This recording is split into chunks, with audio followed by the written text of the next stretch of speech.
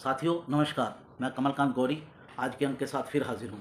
आज मोदी जी को, नरेंद्र मोदी जी को बधाई देने का समय है।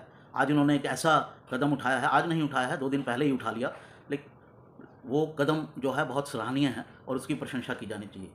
सवाल सिर्फ इतना है कि अब वो इस कदम से पीछे नहीं हटेंगे, जैसे कि वो सीएए के मामले में उनकी सरकार पीछे हट गई।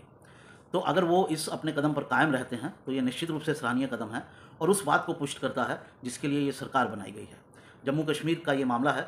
जम्मू कश्मीर में उन्होंने ये अलाउ कर दिया है कि जो बाहर के व्यक्ति भी होंगे, बाहर के मतदाता होंगे, वो भी जम्मू कश्मीर के चुनाव में वोट डाल सकते हैं। यह एक बड़ा कदम है और इसके लिए बहुत हिम्मत चाहिए।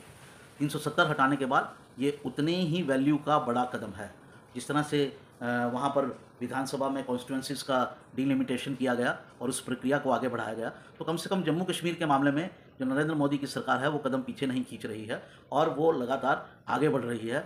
उस जम्मू कश्मीर की जो स्थिति है उसको वहाँ ले जाने के लिए जहाँ इसे ले जाना बेहद ज़रूरी है और जहाँ एक मजबूत और एक दृढ़ राष्ट्र अपनी समस्याओं को हल करने के लिए कदम उठाता है, वैसा ही ये कदम उठाया गया है। दरअसल वहाँ पर यह अलाउ कर दिया गया है कि जो मतदाता बाहर के हैं उनको भी वहाँ मत डालने का अधिकार रहेगा। इसका बहुत विरोध हो रहा है। वहाँ की जो मुस्लिम पार्टियाँ हैं, तथाकथित सेकुलर, लेकिन दरअसल मुस्लिम पार्टियाँ, वो अपने आप इसका घोर विरोध कर रही हैं। उनको करना ही है। वो जम्मू कश्मीर को एक अलग राष्ट्र बनाना चाहते थे, जम्मू कश्मीर को पाकिस्तान में मिलाना चाहते थे या अपने आप को इंडिपेंडेंट करना चाहते थे। इंडिपेंडेंट तो क्या होगा, वो छोटा 6 डिस्ट्रिक्ट कुल मिलाकर हैं और वो इंडिपेंडेंट होना चाहती है, वैसा तो संभव नहीं था। वो पाकिस्तान में ही मिलना चाहते थे। उसे लेकर जो ठोस कदम उठाए गए हैं ये कदम जो है नरेंद्र मोदी के, ये कदम बेहद सराहनीय हैं और ऐसे ही कदम उठाए जाने चाहिए। जिस तरह से मोदी गवर्नमेंट इस समय एक ऐसी जगह पर खड़ी है जहां उसकी जो मंशाएं हैं, जो हिंदू संस्कृति के प्रति समर्पण की मंशाएं हैं, उन पर सवालिया निशान लग रहे हैं। चाहे फिर सीएए का मामला हो, चाहे मुकेश शर्मा को निकालने का मामला हो, चाहे सरतन से जुदा में कोई स्ट्रॉन्ग एक्शन ना लेने का मामला हो, चाहे पीएफआई को बैन ना करने का मामला हो, चाहे फिर मुस्लिमों के तुष्टीकरण नहीं पुष्टिकरण का मामला हो। भाई कितना पुष्टिकरण करोगे?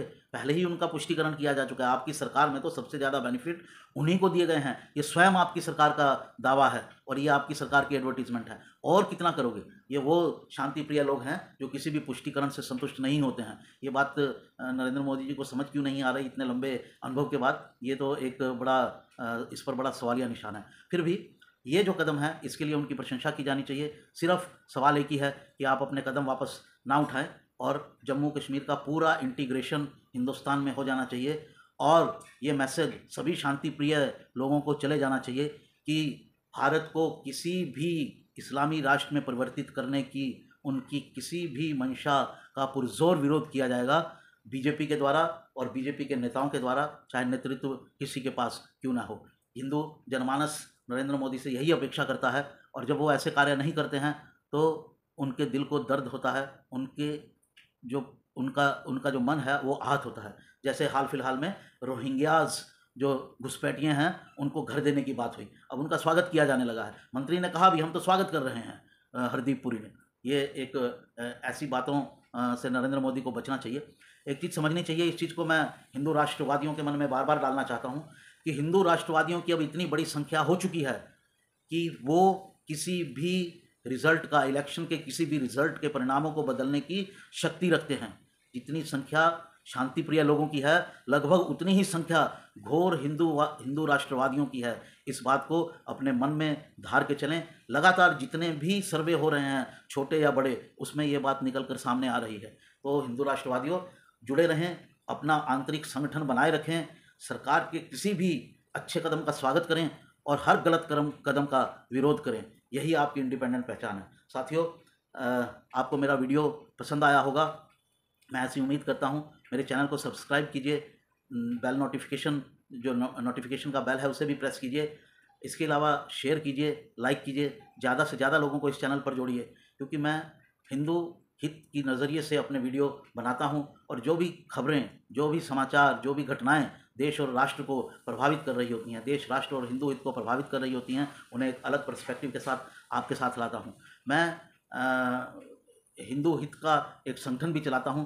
आपसे अपेक्षा करता हूं उसका लिंक जो है वो डिस्क्रिप्शन में दिया गया है, जिसमें हर हिंदू भाई के लिए 10 प्रण लेने का प्रावधान है। ये 10 प्रण लीजिए और उनको फॉलो कीजिए, और ये लिंक आपको डिस्क्रिप्शन में मिल जाएगा, वहाँ जाइए और उसे देखिए। आज के अंक में इतना ही। मेरे साथ जुड़िए। एक बार फिर आपसे अपेक्षा है कि शेयर कीजिए, लाइक कीजिए। अगर आप इस चैनल को देख रहे हैं तो लाइक कीजिए। लाइक करने से हमारे प्रोत्साहन के अलावा और बहुत सारी ऐसी चीज़ें होती हैं कि ज़्यादा से ज़्यादा लोग इसे देखते हैं। अगर आप हिंदू हित के संरक्षक हैं, संरक्षक बनना चाहते हैं, तो कृपया इस चैनल को शेयर कीजिए, लाइक कीजिए। नमस्कार।